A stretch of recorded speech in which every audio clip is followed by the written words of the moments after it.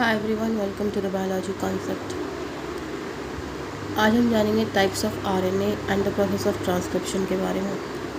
पहले हम बैक्टीरिया को लेकर के चलते हैं, मीन्स प्रोकैरियोट को लेकर चलते हैं। लेटर हम बात करेंगे यूकैरियोट्स के बारे में। ओके, बैक्टीरिया में 3 तरीके के आरएनए मेजरली पाए जाते हैं। ठीक है, mRNA, tRNA, RNA and rRNA। Okay, ये तीनों ही आरएनए जो होते हैं ये ज़रूरी होते हैं एक प्रोटीन के बनने के लिए। ठीक है, mRNA जो है वो प्रोवाइड करता है टेम्पलेट को, rRNA प्रोवाइड करता है स्ट्रक्चरल एंड कैटालिटिक प्रॉपर्टीज़ को, tRNA प्रोवाइड करता है क्या अमीनो एसिड को लेकर के वो आता है और रीड करता है जेनेटिक कोड को। ओके, इन तीनों के ही फंक्शंस आपको लर्न होने चाहिए कि mRNA टेम्पलेट की तरह वर्क करता है, rRNA structure and catalytic role play करता है ट्रांसलेशन में, एंड tRNA प्रोवाइड करता है क्या अमीनो एसिड को ब्रिंग करना and to read the genetic code. Okay, single DNA dependent RNA polymerase that catalyses transcription of all the RNA in the bacteria. ठीक है, एक ही तरीके का इसमें RNA पॉलीमरेज होता है जो कि DNA डिपेंडेंट होता है, वही कैटालाइज करता है ट्रांसक्रिप्शन ऑफ द बैक्टीरिया। ठीक है, ये 3 प्रोसेसेस में डिवाइड है। ट्रांसक्रिप्शन जो है तीन प्रोसेसेस में डिवाइड है, इनिशिएशन, एलोंगेशन एंड टर्मिनेशन। ठीक है, इनिशिएशन मीन्स इनिशिएट करना, स्टार्ट करना। RNA पॉलीमरेज जो होता है वो बाइंड करता है प्रमोटर रीजन पे और इनिशिएट करता है ट्रांसक्रिप्शन को। ठीक है, ये यूज़ करता है nucleoside triphosphate as substrate and polymerises in a template dependent fashion, और ये फॉलो करता है कॉम्प्लीमेंट्री रूल को। ठीक है, अगर एक चेन पे अगर DNA पे अगर A है तो ये अपोजिटली क्या बनाएगा, U बनाएगा। ओके, क्योंकि थाइमिन तो mRNA में प्रेजेंट होता नहीं है, थाइमिन की जगह उसमें होता है यूरेसिल, तो ये कॉम्प्लीमेंट्री रूल को फॉलो करेगा और इस हिसाब से ये ऐड करता चलेगा न्यूक्लियोटाइड्स को। ठीक है, क्या यूज़ करता है इनिशिएशन में RNA polymerase, nucleoside triphosphate as a substrate use करता है। ठीक है, पॉलीमराइज करता है in a template dependent fashion and follows the complementary rule. Initiation में ही RNA पॉलीमरेज जो होता है वो कुछ तरीके से कह सकते हैं कि फैसिलिटेट करता है हेलिक्स की ओपनिंग और कॉन्टीन्यूअस एलोंगेशन। ठीक है, अब हम बात करते हैं एलोंगेशन के बारे में। तो RNA पॉलीमरेज जो होता है वो सिर्फ कैपेबल है कैटालाइज करने के लिए for the process of elongation process को ये सिर्फ कैटालाइज करता है। ठीक है, it associates transiently with initiation factor and terminator factor. ये एक शॉर्ट पीरियड ऑफ टाइम के लिए जो है RNA पॉलीमरेज जो है इनिशिएशन में सिग्मा फैक्टर से जाके ये एसोसिएट होता है और फर्दर ये इनिशिएशन को कैटालाइज कराता है। ठीक है, सिर्फ शॉर्ट टाइम के लिए ये ऐड होता है। कौन?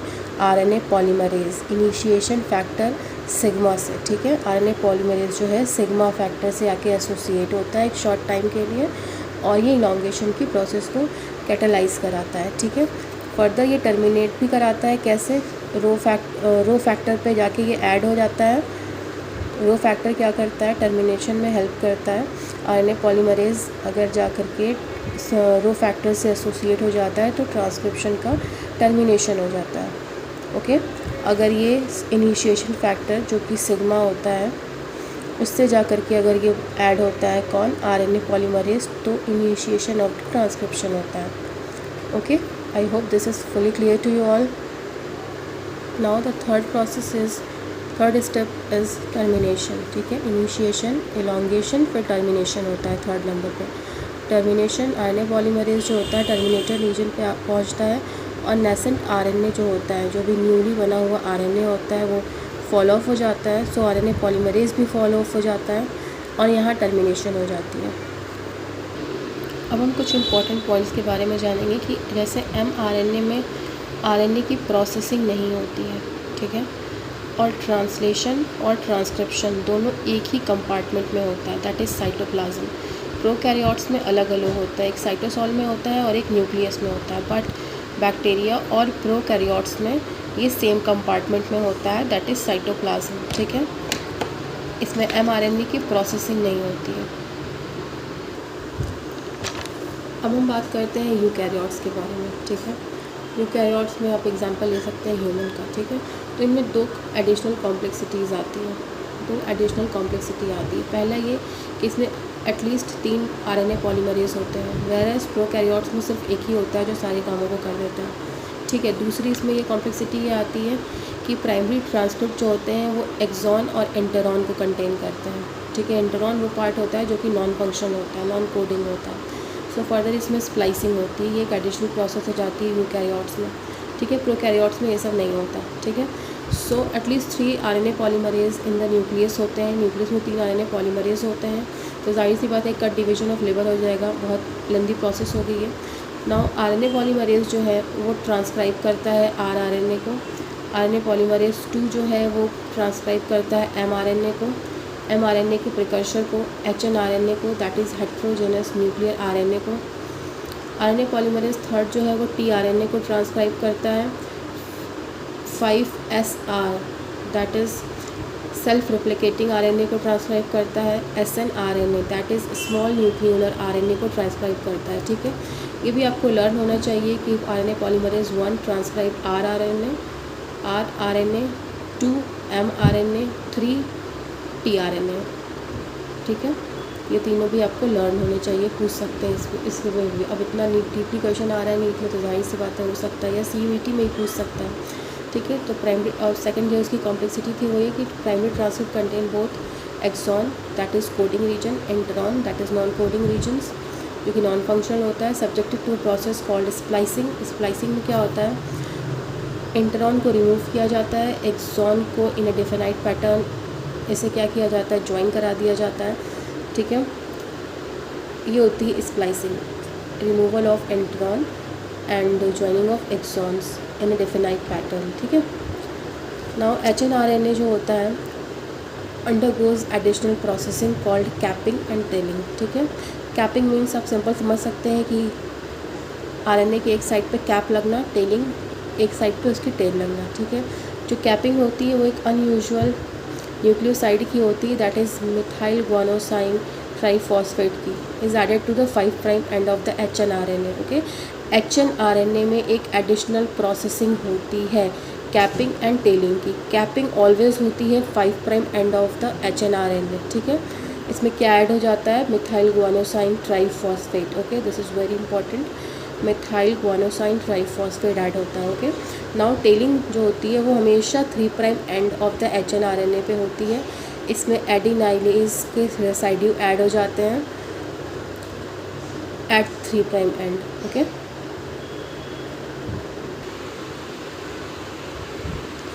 नाउ फुल्ली प्रोसेस्ड hnRNA जो होता है आफ्टर कैपिंग, टेलिंग, स्प्लाइसिंग ये कन्वर्ट हो जाता है mRNA में, ठीक है।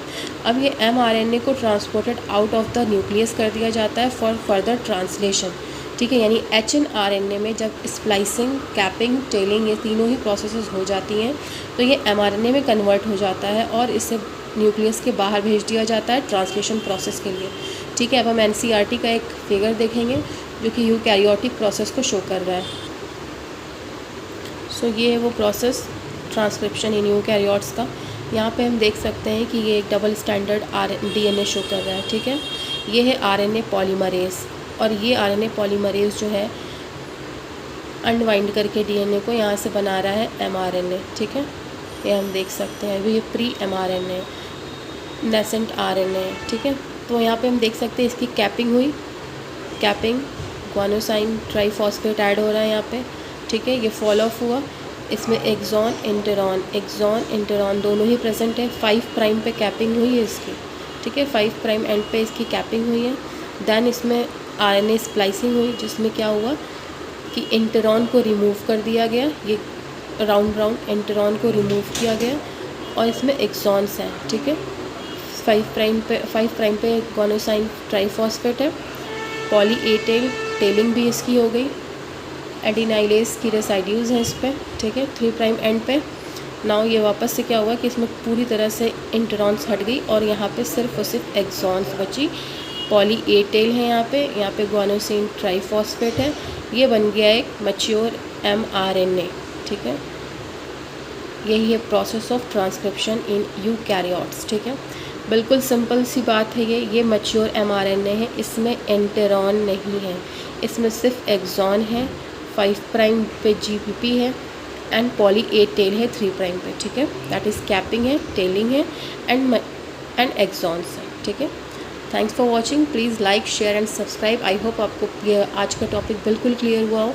अगर आपको इसमें कुछ समझ नहीं आता है, you can do comment, you can ask questions. ठीक है।